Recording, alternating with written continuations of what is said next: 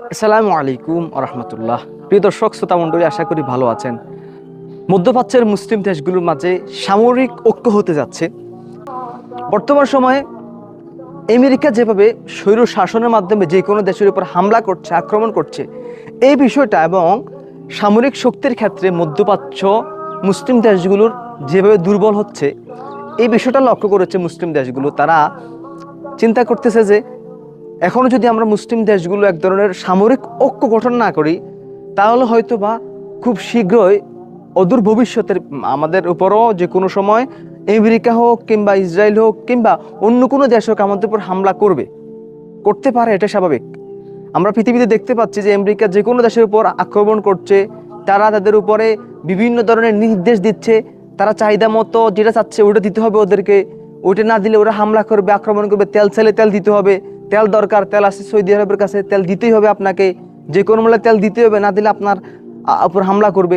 এই ধরনের অগ্রাসীমূলক সন্ত্রাসী কর্মকাণ্ডের বিরুদ্ধে মধ্যপ্রাচ্যের দেশগুলো এখন কিন্তু ঐক্যবদ্ধ হচ্ছে। তারা কোনোভাবে মেনে নিতে রাজি নয় যে এই মধ্যপ্রাচ্যের মুসলিম দেশগুলো এবং মুসলিম যত দেশগুলো আছে ওই দেশগুলোর উপর কোনোভাবে এই অগ্রাসী শাসন যাতে আবার পতিত না হয়, যেটা বর্তমানে আমেরিকা করছে।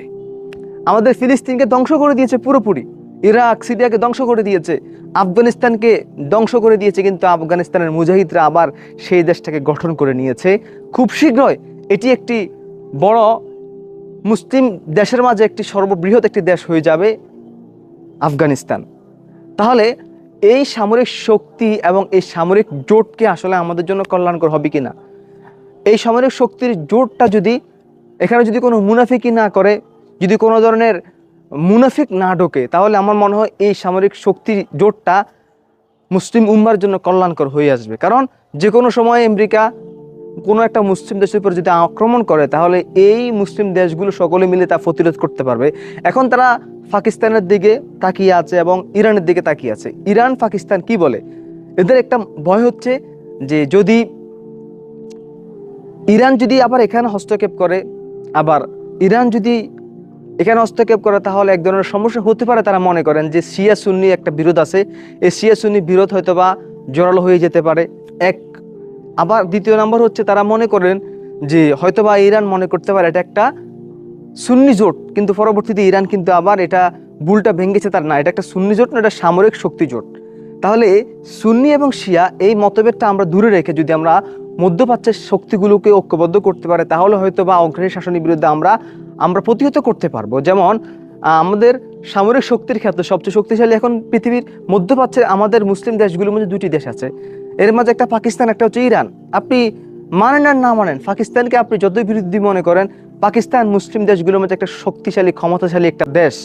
যদিও 1971 সালে আমরা এগিয়েছিলাম যুদ্ধের মাধ্যমে, কিন্তু এগিয়ে থাকার মাধ্যমে কিন্তু পরবর্তী 54-55 বছরে কিন্তু আমরা এগিয়ে থাকতে পারি নাই, পিছিয়ে গিয়েছি। গত 17 বছর তো আমরা বহু বহু পিছিয়ে গেছি। এছাড়া 71-এর পরে বিভিন্ন সময় এরশাদ আসছে, শেখ মুজিব আসছে, তারপরে হাসিনা আসছে, এবং কি বিএনপিও এসেছিল, বেগম খালেদা জিয়া, জিয়াউর রহমান আসছিল। বিভিন্ন সময় বিভিন্ন ট্রমার ভিতর দিয়ে বাংলাদেশ পার হয়েছে। এই ট্রমাটা আমরা পার করতে পারি নাই, ফলে কিন্তু আমাদের বাংলাদেশ এখনো পর্যন্ত সামরিক শক্তিতে শক্তিশালী হতে পারে নাই। এবং আমরা বর্তমানে যে অ্যাটম বোমা যেটা আছে, অ্যাটম বোমাটা বাংলাদেশ তৈরি করতে পারে নাই, কিন্তু পাকিস্তান এর ভিতরে তৈরি করে ফেলেছে। এখন পাকিস্তানের সাথে যদি যুদ্ধের ঘোষণা দেয়, খুব সাবধানে দিতে হবে, কথা বলতে গেলে খুব সাবধানে কথা বলতে হবে। ভারতে কিন্তু পাকিস্তানকে খুব ভয় পায়।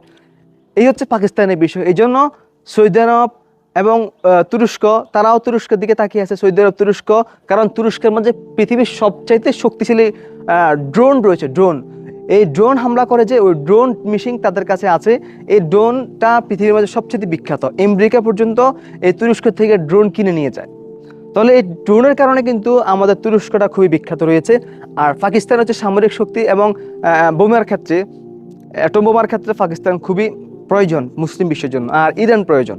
এজন্য যদি মুসলিম দেশগুলো ঐক্যবদ্ধ হয়, আবার এই সামরিক জোটের একদল মনে করতেছে যদি দুবাই যদি আবার বেইমানি করে, দুবাই যদি আবার আরব আমিরাত দুবাই যদি মুনাফিকি করে, তাহলে তাহলে হয়তো সমস্যা হতে পারে। এই জন্য তারা ভাবতেছেন ইজিপ্ট, মিশর, তারপরে ইরাক, তারপরে সিরিয়া সহকারে, এরপর পাকিস্তান, বাংলাদেশ, এরপরে সৌদি আরব, দুবাই, কাতার, সবগুলো দেশ মিলে আমরা একটা মধ্যপ্রাচ্যের মুসলিম ঐক্য জোট, সামরিক জোট তৈরি হবে। এই জোটের মাধ্যমে যে কোনো অগ্রসর শাসনের বিরুদ্ধে এই জোটটা প্রতিহত করতে পারবে। আমি মনে করি এটা খুব ভালো একটা সিদ্ধান্ত। বাংলাদেশের আগামী 12ই ফেব্রুয়ারি পরবর্তী সময় জানা যাবে বাংলাদেশ আসলে কোন দিকে যাচ্ছে, এটা কি আসলে কি হচ্ছে না হচ্ছে। তবে যেটাই হোক, বাংলাদেশ যেই দলের হাতেই যাক, যেখানে যাক হোক, বাংলাদেশ কিন্তু নিরাপদ থাকবে বলে আমি বিশ্বাস করি, মনে করি।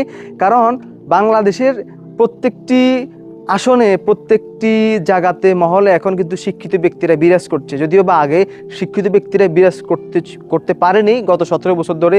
এখন বিভিন্নভাবে এই শিক্ষিত মার্জিত ব্যক্তিরা এবং সৎ সাহসী ব্যক্তিরা বিভিন্ন আসনে ঢুকে গিয়েছে। এটা সংসদে হোক কিংবা অন্যান্য আসন, অন্যান্য জায়গা, সচিবালয় যদিও এখনও পর্যন্ত বিভিন্ন সমালোচনা রয়েছে, এখানে এখনও পর্যন্ত সে আওয়ামী লীগের লোকরাই আছে। তারপরেও আগামীতে হয়তো বা সেখানে পুনর্বিবেচনা করে লোক ঢুকানো হবে। বিভিন্ন জায়গাতে জ্ঞানী ব্যক্তিদের এখন পদচারণা হচ্ছে। যদিও বা পুলিশ প্রশাসনের মাঝে যারা আওয়ামী লীগের ছিল বা অন্যান্য দলের মাঝে যারা আওয়ামী লীগ ছিল, তারা এখনও কিন্তু এখানে জব করছে, চাকরি করছে, এদের কিন্তু চাকরিরা এখনও কেড়ে নেওয়া হয় নাই। এটা কিন্তু পরবর্তী সরকার যারা আসবে তারা হয়তো এটা বিবেচনা করবেন কোনটা তাদের জন্য কল্যাণকর হয়, যে যাচাই করে বাছাই করে ছেঁচে ছেঁচে এদেরকে নেওয়া হবে এবং বাংলাদেশকে একটি উন্নত রাষ্ট্র হিসেবে গড়ে তোলার জন্য তাদেরকে পদক্ষেপ নিতে হবে।